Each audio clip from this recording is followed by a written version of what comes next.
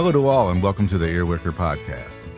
Follow along with our host, Vince Corkery, as he discusses a broad range of musical topics with interviews of top players, club owners, producers, and engineers that make it all happen. Your virtual backstage pass. Remember to like and subscribe to this podcast, and of course, it's free.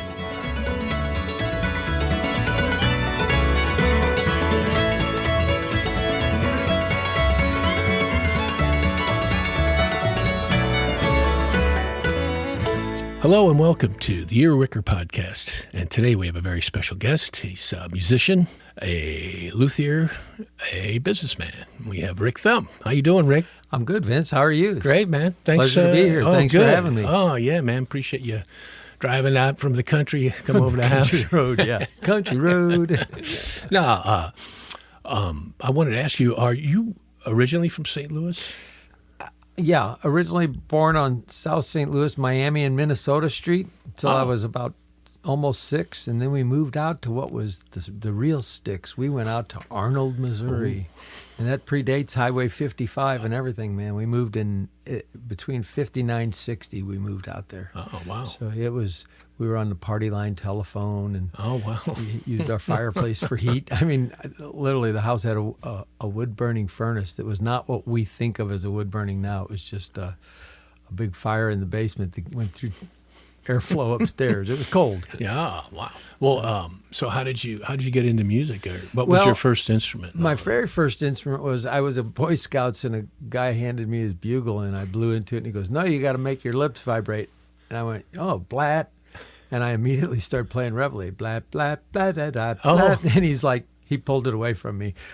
So that Christmas, my mom got me a bugle for Christmas. Oh, really? Yeah. And I became the troop bugler.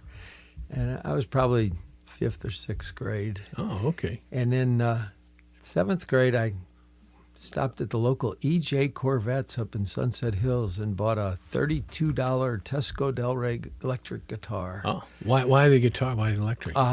That's my dad kept saying he would get me an acoustic, and he got me an acoustic that was cracked where the neck went into the body. So as you tuned it, it started folding up, and the strings were about 2 inches off the neck, you know. And I realized playing to the radio that I could tune 3 of the strings and play bass along with it, you know. And so I thought I need a guitar. And an electric one was cheap enough I could afford it.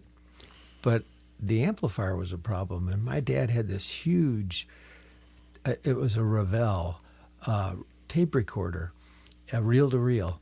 And I learned that if you plugged it in and you hit record pause, it acted like an amplifier. And that was my first amplifier. Wow.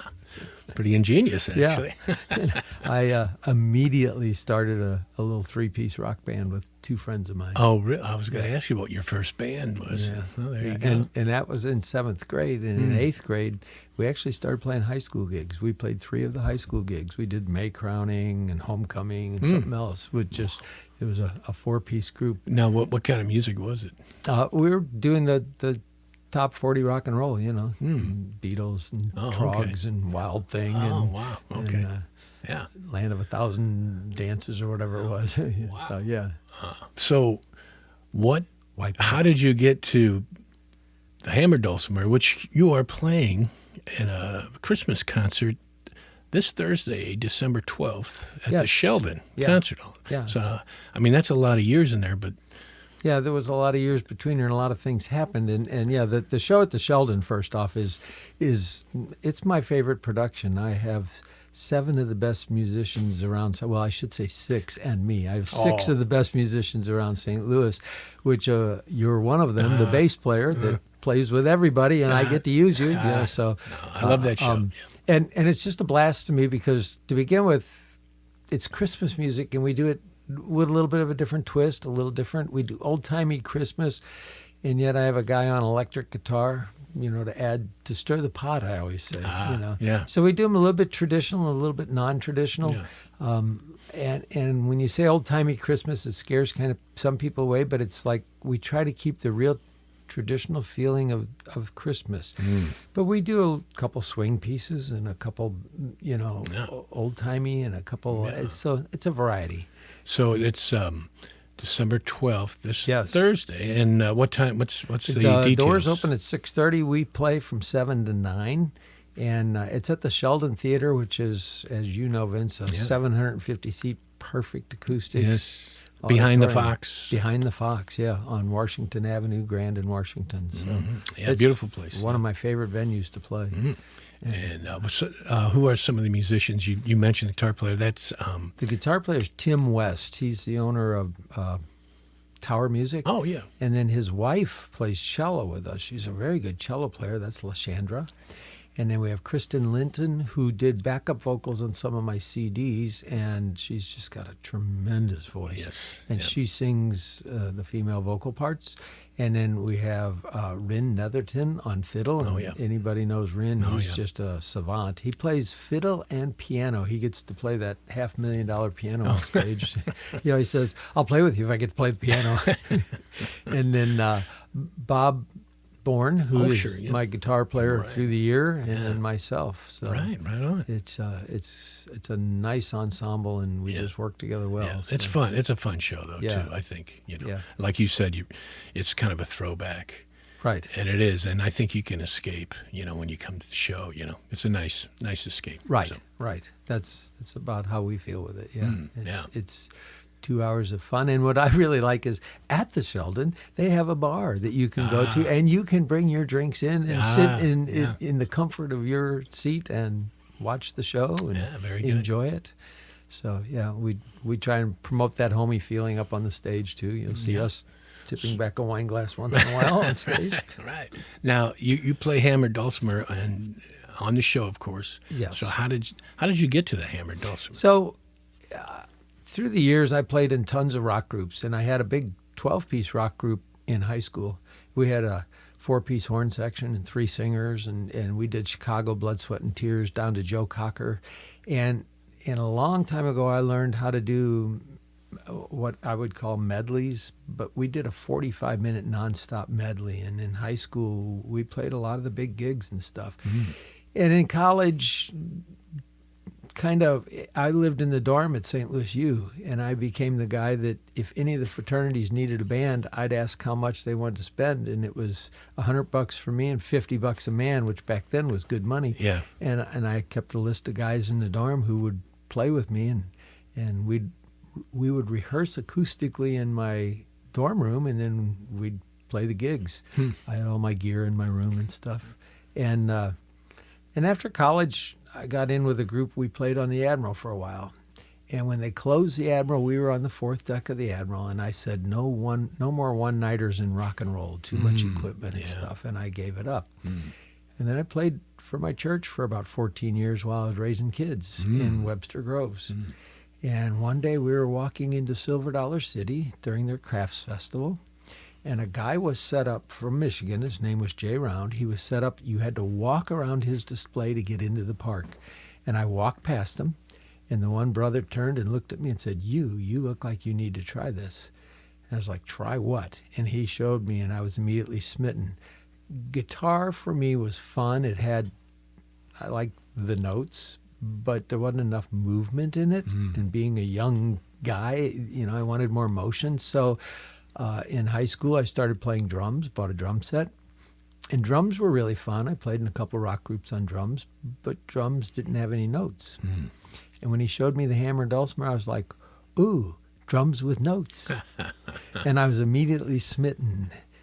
It lived under my bed for the first year because I couldn't figure it out.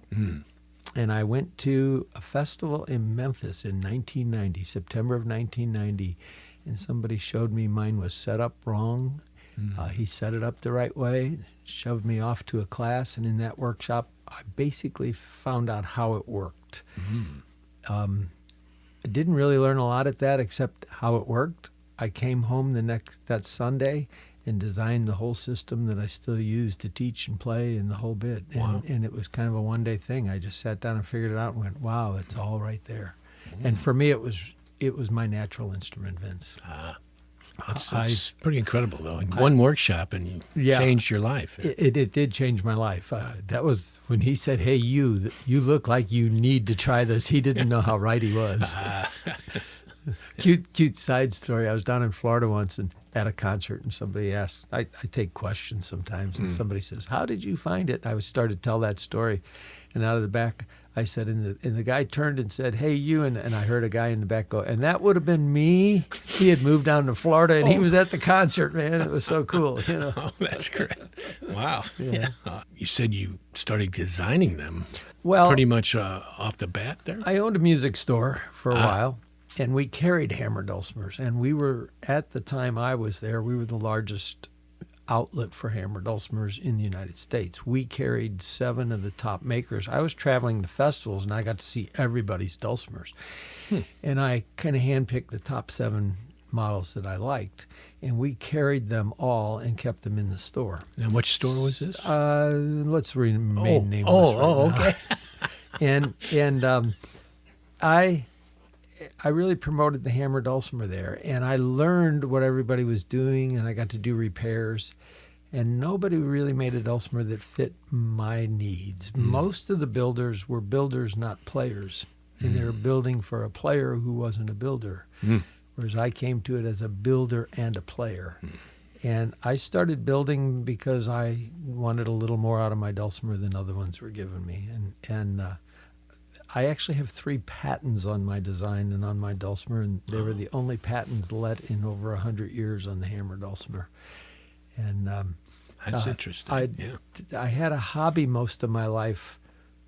I like to study sound waves and properties of sound waves, and I've been doing it since I was about 5 years old and could tear speakers apart and understand how they worked, and it just used to do stupid stuff.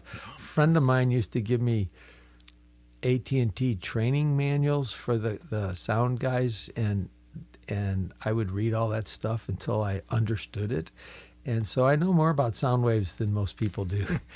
And that helped me. It helped me design a dulcimer that gave me what I wanted. Wow. So, yeah. That's I didn't know that. Yeah. Now you're going deep, man. Oh, yeah. Yeah. It's not just by accident. Yeah. Wow. So you really have a passion for designing these and making them sound perfect. Yeah. Is what I'm getting. Yeah. And you've traveled many miles through the States, and I've played all over the United States. I've played in England, Ireland.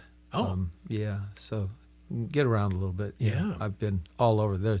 There's you name the major festival in the United States, I've probably played at it. So now, were you the only hammer dulcimer player, or were there others? No, there's it's a whole.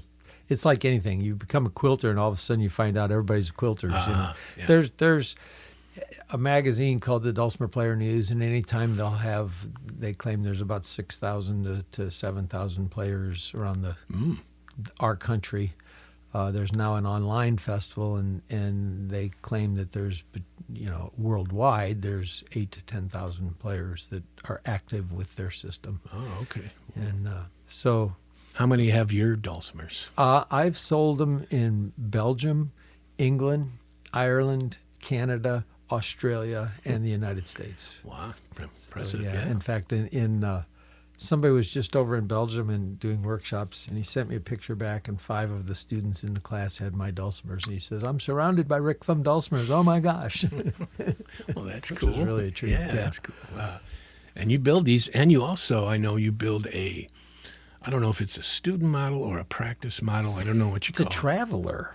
Traveler. It was, the ones I build weigh close to 20 pounds. And we have an aging clientele, and they're getting heavy to carry around a 20-pound instrument. So I built one that has full string space, very small cabinet, so it's much smaller body, but full string space, full range, and it weighs 10 pounds. So that means it's the same. So you feel the same when you're playing it. The space between the strings and everything. So you're not adjusting to a different instrument. It'd be like playing a 3/4 size guitar or a full size guitar. And I didn't do that. It's like playing a full size guitar, but just reduce the box and make it smaller. So you give up some tone, but it's still got a nice, pleasant voice, and it's still got a big sound you can keep up in a jam. Those sell real well, and I do about 35 or 40 of those a year. And you're still making them, obviously. Yeah. Okay, that's great. Yeah. And I know when you travel, are you still traveling in your 35 Ford? all summer and spring and fall. I And don't a do it in matching midwinter. trailer? Isn't there a matching? No, not a matching trailer. The trailer happens to be a 1965 Airstream. That's it. Yeah. But yeah, I drive around in a 1935 Ford panel truck. Oof. That's my hobby. I love old cars, but it's owned by the business, and it's a full workhorse in that you go to a festival and that they know you're there. The first time I took it to a festival was when it had the name painted on it and stuff. Was the 35,000 people at this festival, and our booth. They can see our booth from where they all enter, and they enter starting at 10. And at about 1 o'clock, I went into the food court, and I'm just sitting everybody sits together, and I'm sitting talking to an older couple. And a guy walks by and says, "Love that new truck." And the old guy says, "Oh, you're Rick Thum?" And I went, "How'd you figure that out?" And he says, "Well, there's only one truck here worth saying, love that truck." Oh. And I went, "Whoa, that thing really works." Yeah. Now, you've played Winfield also, right? Yeah. And the big festival in Winfield, Kansas. Yeah, Winfield's kind of an odd story. I now build one of the prize dulcimers for it. I've never been hired to be the main line. I've been on stage many times with Kathy Barton. I've backed Steve Seifert. I've backed Mark Wade. I've backed Dan Levinson. I've been the sidekick for many musicians, but there's some politics involved there. Yeah, And I'm on the wrong side of those politics. There's another builder there who I'm kind of a thorn in his side. And competition. I can't seem to get hired because he's buddies with the guy that owns the place. So, so I've had a little thorn in my side there. But, hey, I go out there and have fun. And there you go. And now I'm one of the builders that gets to be there after many, many years. So, Wow, that's great. I encourage anyone to pick up some of your recordings too, and you can hear this dulcimer. Yeah. So, Thank you. Yeah. let's. Which recordings are out now? Well, I've got 4 of them. The first one I did was called Hammered Fiddle Tunes, and it's a little bit more towards the bluegrass style. And after that came one called A Reason to Dance. When you play with certain musicians, they actually make you play better. And when that was going both ways, I kept a list of those guys for about 2 years. And I picked my favorite 4 of them, so there'd be a 5-piece group. And I sent them all a list of 36 tunes and say, know these tunes. And we took over a church for 2 days and set it up as a recording studio, and it was a live jam session. Yeah. In fact, one of the guys had called me about a week before and said, "We're getting together and practicing." And I said, "You don't practice for a jam. See you at the recording session." And he says, "What versions of the songs?" And I said, "Just know that song in that key. We work it out as a jam session." Yeah. And That's that good. one was magic. That one was really, and you were part of that. Oh, as I yeah. It recall. was fun. Yeah, That was a lot yeah. of fun. Yeah. Wasn't Forrest Rose, was he part of that too, or is that a different record? No, we had, it was you, Dan Levinson, who was the guy? Mark Renard was the fiddle. Yeah. And then the banjo was, that was Dan Levinson on banjo. Fiddle was Mark Renard. You were on bass. Yeah. Gary Hunt was Oh, the Gary, guitar. that's right. That's Yeah, right. yeah. And then I was on hammer dulcimer. Right. Yeah. And that was a lot of fun. Yeah, it was. Because it was just literally a live jam session. There was a clock I could see, and I'll never forget on one of them. You know how you signal each other through your music when you're going out or whatever. And on one of them, the fiddler kind of signaled going out, and I started shaking my head. No, because we'd only been playing for 2 minutes and 30 seconds, and I wanted the songs to be long enough to where dancers could dance to it, or people could listen and get into it. Well, just like if you go see your show. Right.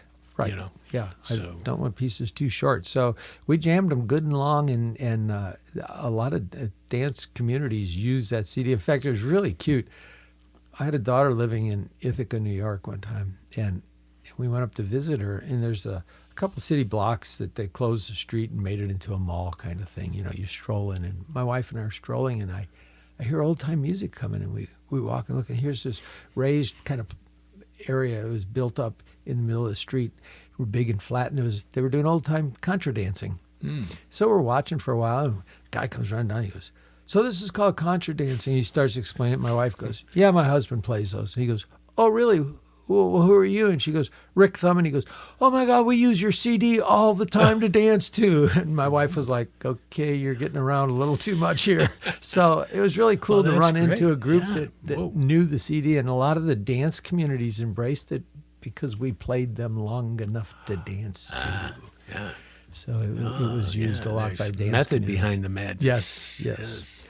And then I did one called Front Porch Waltz, which the title song is a song I wrote.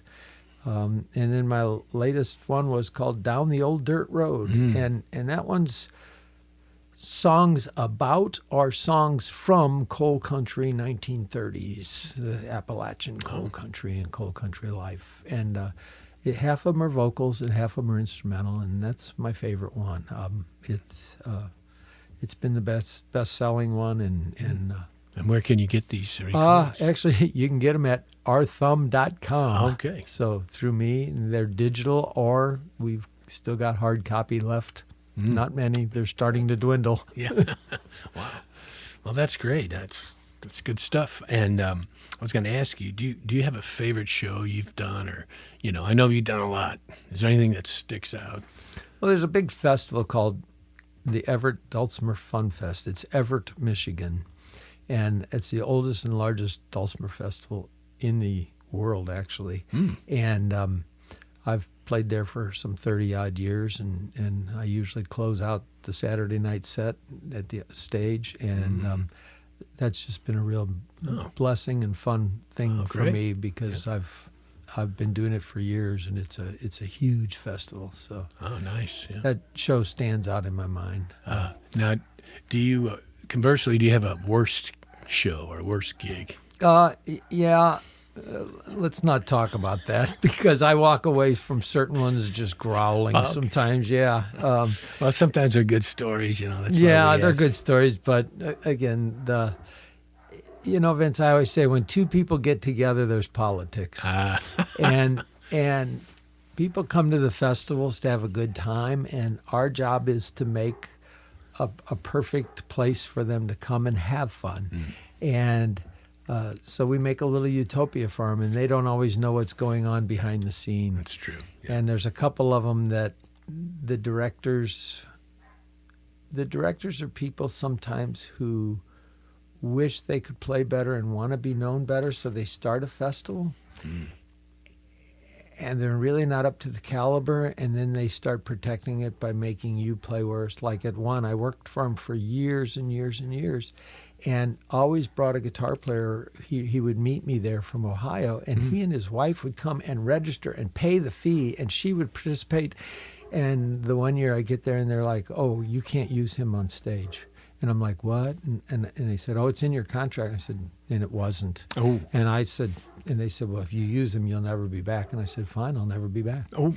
And I used him because, they were just trying to make it to where... control, maybe. Yeah, control, and they're afraid that, I think that I outshined them on their sets, and it was just like, Yeah. So there's a few festivals that I'm not welcome at.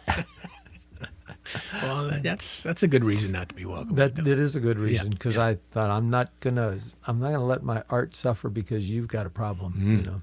Yes. Again, let's the show on this Thursday, December 12th. Yes.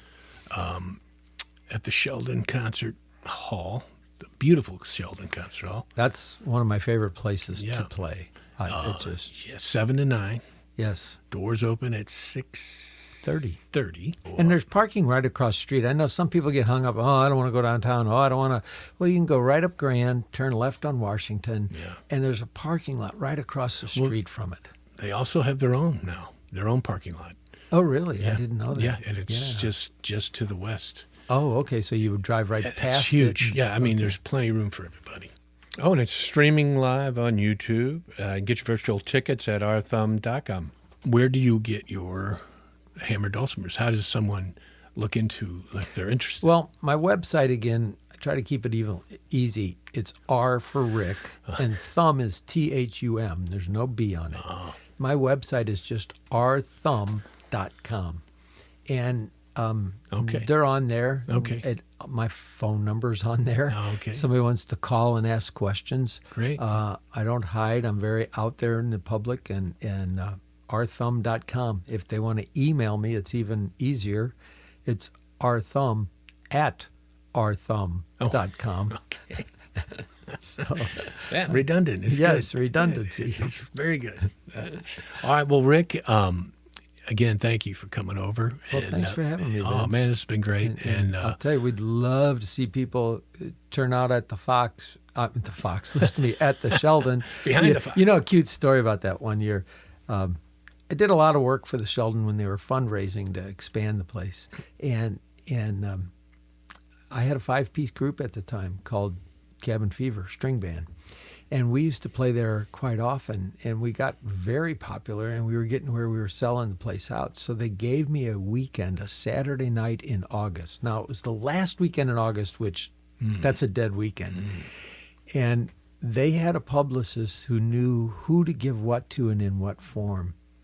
And that weekend, we were the top story in the Post-Dispatch Get Out magazine.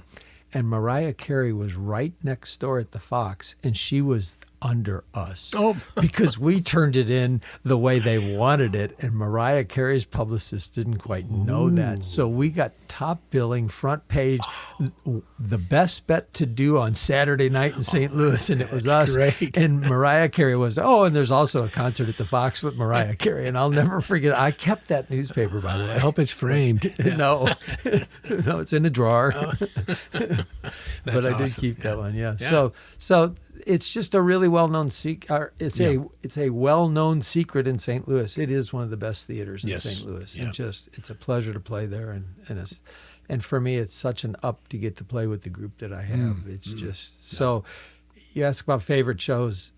That's my favorite show that I put on every year.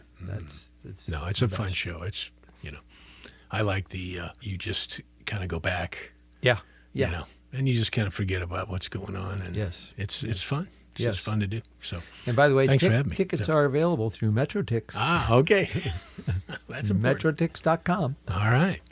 Well, again, thank you, Rick, and I guess we'll have to see everybody on Thursday. Just who's listening, please That's come right. on down. Yeah, So- please come down and say hi and let us know you heard about this through the website or through the This podcast. podcast. Yes, Thank you. Yes. Ear-Wicker podcast. Yes. Okay. Well, great. But we will see you on the next gig, which is at the Sheldon, December 12th. Sounds great. Thanks, Vince.